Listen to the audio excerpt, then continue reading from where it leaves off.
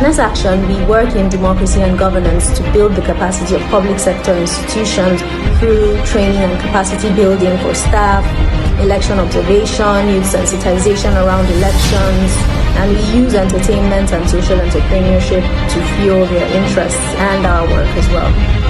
Great leadership, which our people do deserve and they could have in the future, as long as they have information about what really works for successful societies, which we would want to become a part of in the near future.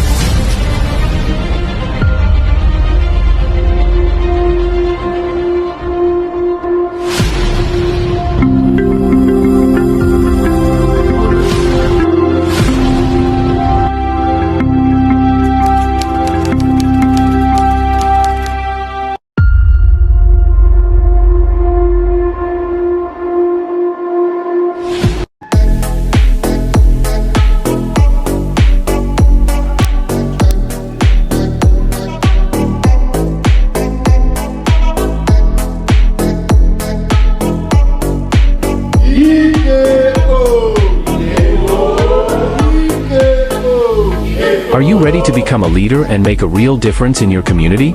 Introducing Leadership in Action, a mentorship guide for young changemakers by NESSACTION, under the visionary leadership of Ambassador Eniola Cole. As part of the NESSACTION Mentorship Program, this comprehensive guide empowers young leaders with essential skills in leadership, advocacy, and civic engagement. With practical insights and real-life examples, you'll discover how to navigate the complexities of leadership, build effective networks, and drive positive change. Leadership in Action is your roadmap to becoming an ethical, impactful leader.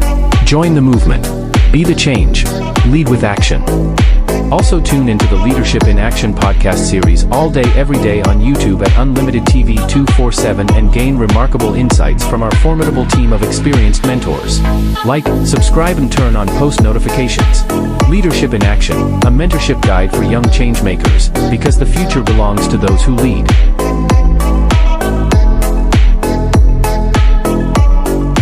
Available now on www.nessaction.org. Click the link to get it now and be on your way to the top.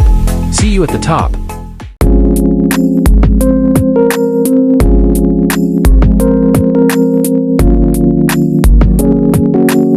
On both? Yeah. Okay, ready once you say action. Action.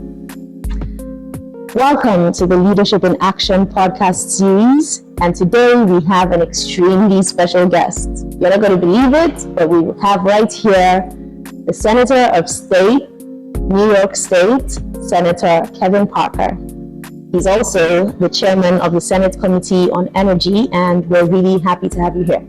On the show, we just encourage student union government leaders on activism and prospects that they could have outside of school. So what we want to know from you is, what has your personal experience been like being a senator for over 22 years, right?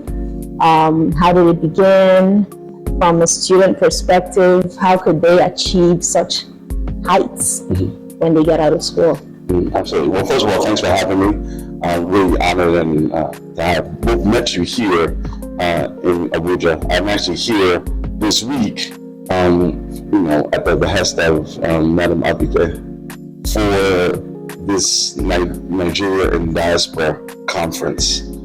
So it was Diaspora Day on Thursday, and so I've been here in Abuja, meeting with folks, talking about the issue of japa and how Nigeria should be responding to it.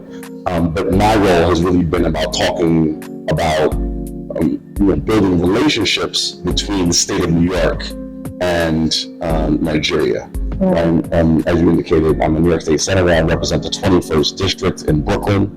I'm the chairman of the Energy and Telecommunications Committee, as well as what we call the Majority Whip, which means my job to have discipline amongst the Democratic Party in the Senate. I'm a Democrat, and so my job is to work for the leader and making sure that the things that we are bringing to the floor actually get done. I come from very humble beginnings. My father was an orphan in Harlem, and my mother fled an abusive household in Virginia, in Norfolk, Virginia. They met when they were like 12 and 13 years old at church. And yeah, I'm the youngest of 5. Right. I grew up in public housing, right? What we call the Bushwick Projects. Wow. And so, my parents were civil servants, and gave me an education, but always instilled in me to help those who were less fortunate. My mother we always had people at our house, for staying for some reason or another. Wow. We were always out volunteering for something. My parents worked very, very hard. So the story is from my mother that one day she was picking me up from school, and I told her I wanted to be the president, but I didn't like the way Black people lived in America. And I wanted to become the president so I can change the way they lived, right? Yeah. And so my mother, in her infinite wisdom, told them that I should be a lawyer, right? Which you guys call a barrister, right? Because most presidents are lawyers. I never went to law school, but I always kind of kept this fire burning about wanting to serve my community as an elected official. Right. I say it's my calling. It is the way that I serve God and serve my community. And so, went through school. I was actually really involved in sports, and really thought I was going to be a professional American football player. That didn't happen You yet. would have made it though. Maybe. I think God had other plans for me. Yeah. But when I was in college, I went to Penn State University, and I got a degree in public service. But that was the 80s, right? And at the time, South Africa was still in the midst of apartheid. Right. And Nelson Mandela was still in prison. And so we started protesting on our campuses. Across different campuses across the country, but at Penn State, I was part of the leadership of an organization that started protesting on the campus to get the university to divest its funds out of companies in South Africa to put economic pressure on South Africa to end apartheid. Right. And I think that whole movement eventually worked. Mandela was freed, then he became the first president of South Africa. And I think the transition from that made us look at our own experiences as people of African descent in predominantly white institutions in America, and then started fighting to make sure that our experiences were better. We had a problem in Penn State where Black students were being attacked randomly. Where you sometimes would get lower grades because you were a Black student. People would menace you.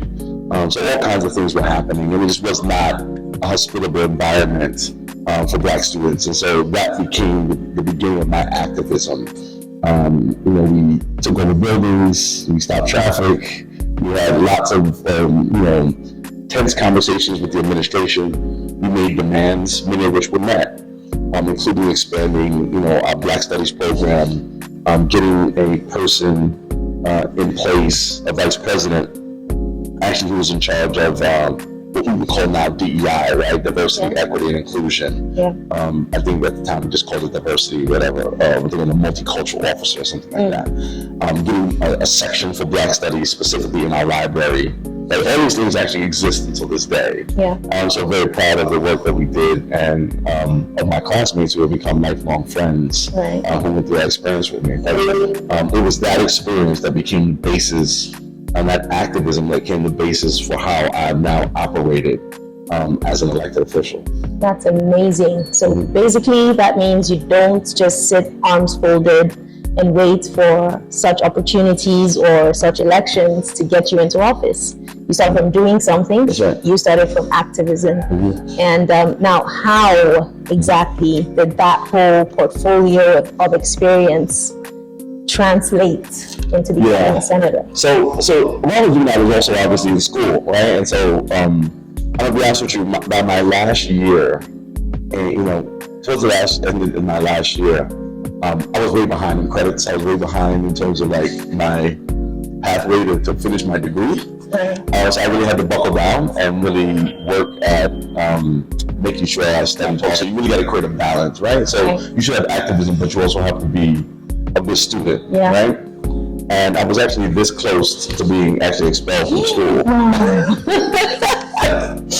And they were happy to expel me because they could have legitimately expelled me because my grades weren't good, right? They just done it. But I really buckled down. A lot of my classmates helped me study and do the things. But my advisor picked myself and another young man in my program. It was actually called Public Service. And he said we were the best two writers in the program, and he actually helped us get jobs working in the state government in Pennsylvania. So I actually spent a year working in the state government in Pennsylvania. I didn't like moving to Pennsylvania. I didn't like being away from my family. And I found an opportunity to go back to New York under a program, and I wound up working for the government, the local government in New York City. And that kind of began my career in government. And so I spent probably about 10 years working in government. I worked for a position called the Manhattan Borough President. I worked for the City Council. I worked for the governor at one point. Worked in the campaign of the first Black mayor, David Dinkins. Worked for the first African American elected statewide, a guy named H. Carl McCall. And then also worked on Hillary Clinton's campaign when she was the first lady and ran for the New York State Senate, right? The U.S. Senate, right? I'm in the state Senate. She ran for the U.S. Senate, and I worked on her campaign. She had something called a listening tour, and I helped with one of my colleagues set up those listening tours all around the state of New York. And so those experiences really honed me, and a lot of those folks were mentors to me and showed me how to be a statesman, how to use the levers of government. Right? Activism is one thing, and there's a place for activism, but I think it goes hand in hand with governance. I don't think that activism and governance are the same thing. And so one of the things I had to learn when I finally won an election is actually how to use state power to do the things that I wanted to do. Right? And so in 2000, I actually ran for the city council. It was actually the same day as 9/11. A lot of people don't know that in New York it was actually election day. I was actually on the ballot that day. Wow. And the election obviously was put off because of the terrorism. And then we might have had the election on September, I think 25th or 26th, something like that, in 2000. And I didn't win. But you know, when God closes the door, He opens a window. I know. And about 2 years later, they created a new state Senate seat. And so the state Senate in New York, right, the local level, went from 61 members to 62 members, and they drew it right where I lived. And with the help of a lot of people in my community, I was able to win the election. I had done so well, even though I didn't win the city council race. It set the table for this next win, right? So sometimes a setback is a setup for a comeback. Absolutely. Right? And so I was able to run for the state senate, and I ran for the state senate in this brand new district. And I've been there ever since. You know, working my way up and doing things to hopefully improve the lives of the people in my community and the people of the state of New York. Wow, so you were more or less like a really young senator then?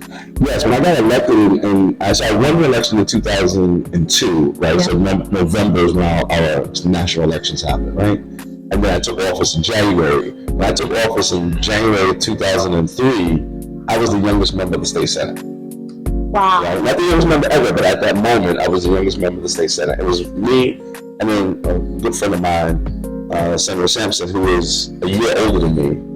Right? And then the next person was 10 years older than both of us. So it was kind of like the two of us and then everybody else. But, I spent time learning my craft there as well, and, studying hard and understanding how this body worked and how the legislature worked, and how it worked in government. There's still specific things you have to learn.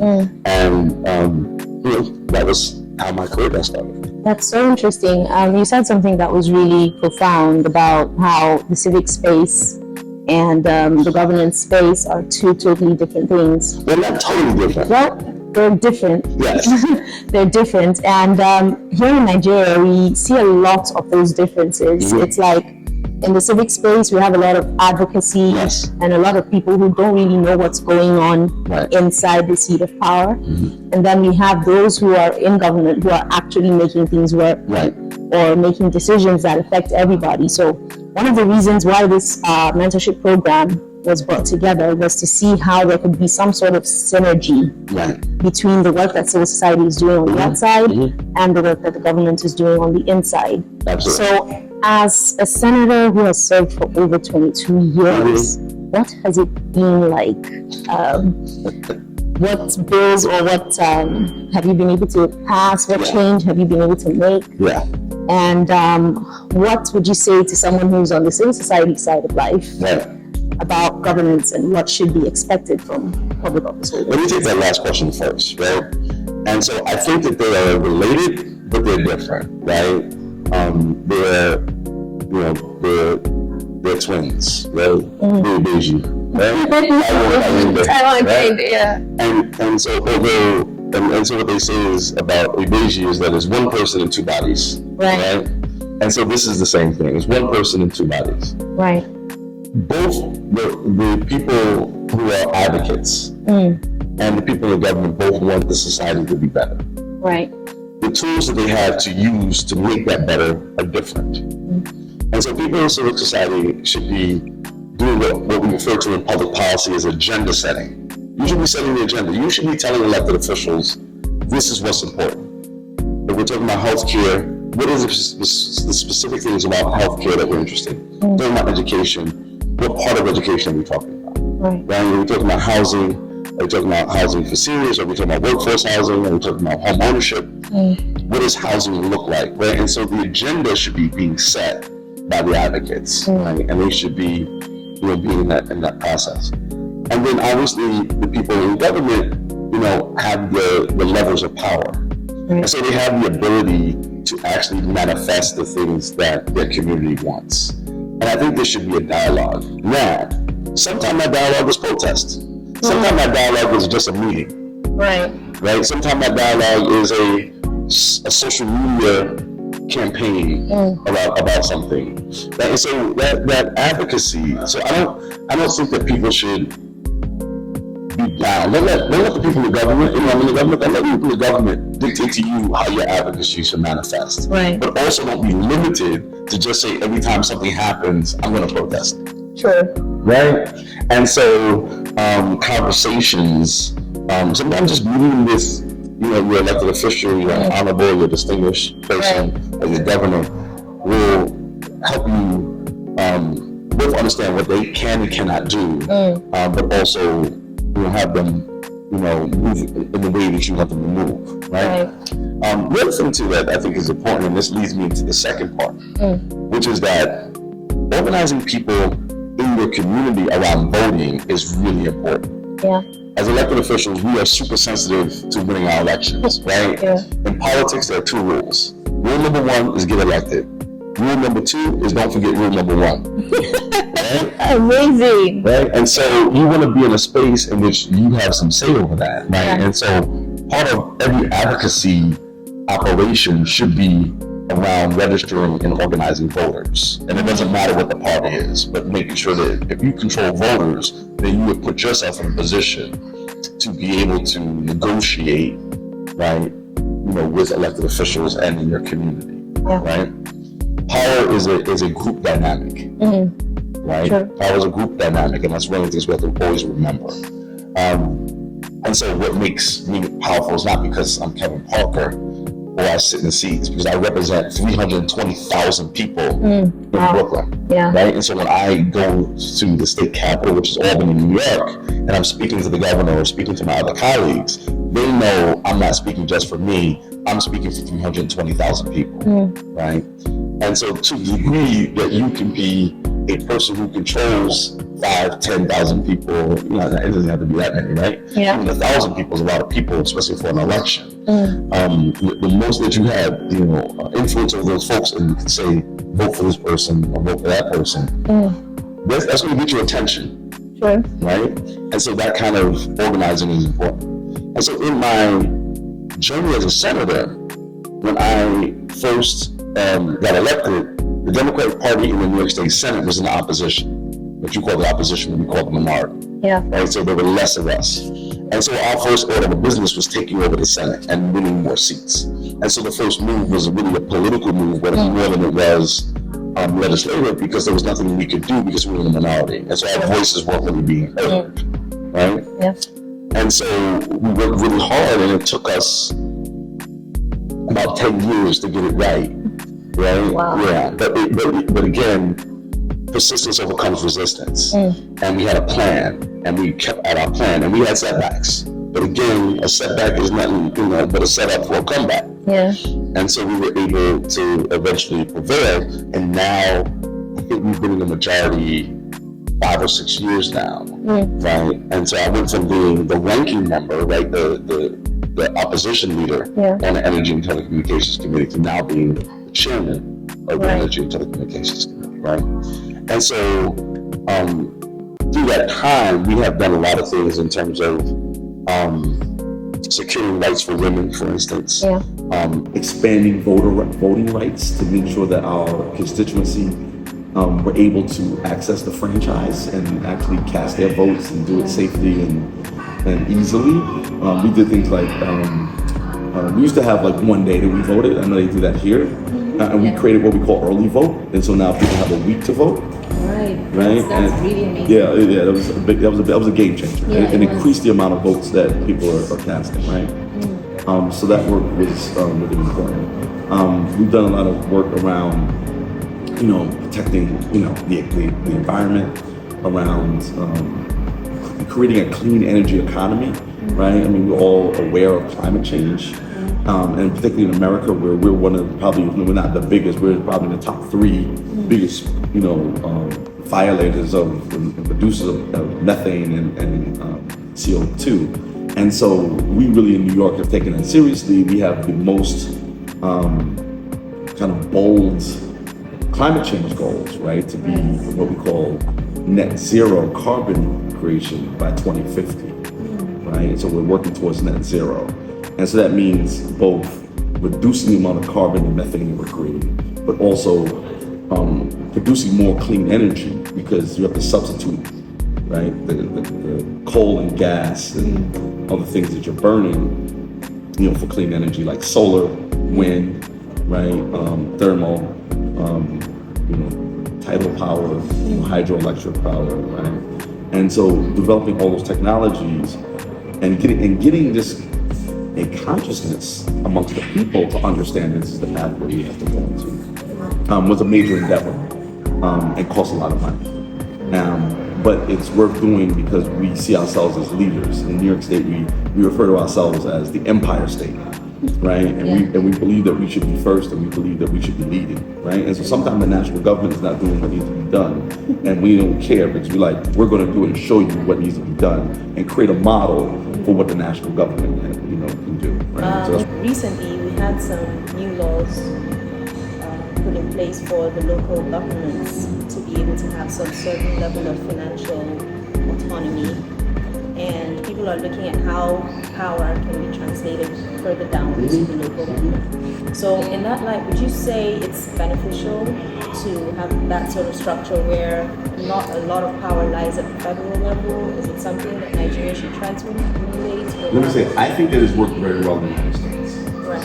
So without telling Nigeria, I think that it's worked very well for us. I think, so I actually started out my service sitting on what is called a local community board. And so each county in New York City, right? So we have the 5 boroughs, some people are familiar with that, right? Brooklyn, Queens, Manhattan, the Bronx, and Staten Island. Brooklyn is the best borough, of course. But in Brooklyn, we have something like 18 community boards. Actually, we have 18 community boards in Brooklyn, and I sat on community board 17, right, as one of the first things I've done in government. And so that was my introduction. And there we helped make decisions about where resources should be going, and also helped to communicate up to our city council people and the mayor our priorities for what we wanted to see in our community, right? And so I think that those bodies are really important. Because, a mayor in a city, again, 8 million, almost 9 million people, you can't be everywhere, right? And so having citizens who are saying, this is happening on my street, this is happening, is the kind of information that I think elected officials need in order to make informed decisions about how to direct resources. That's amazing. Thank you so much for your time. I'm just going to ask a final question. So you have a lot of student union members who have been listening to this and would take notes and next steps on how to progress in their career. Now, we want to ask you to take one of them as a mentee. Yes. Who you would talk to and give guidance on how to move forward in your career based on your wealth of experience. Would you accept to take one of our mentees? Absolutely. The New York State Senate actually runs a number of internship programs, and so when I get back, I will look at what our arrangements are around foreign interns. I have not done that directly. I've actually had 3 or 4 interns, actually, believe it or not, from Nigeria, who are Nigerian, but they're American citizens. Wow. But I'm happy to do it if we can find a way to work through all of, obviously, the immigration issues that we have to negotiate. But yes, absolutely. All over japa in New York. Thank you so much. But they have to come back. They have to come You back. have to come back. They have to Did come you hear back. that? Right? You have to come back. But look, I think that everybody should be well connected to not just their homeland, but their home country, but then also of their culture. Right. I think one of the things is I'm here and I'm having certain conversations. You and I have had some conversations about my interest in Yoruba culture, Yoruba religion, and those kind of things. I think that when you are seated in your culture, you sometimes can take it for granted.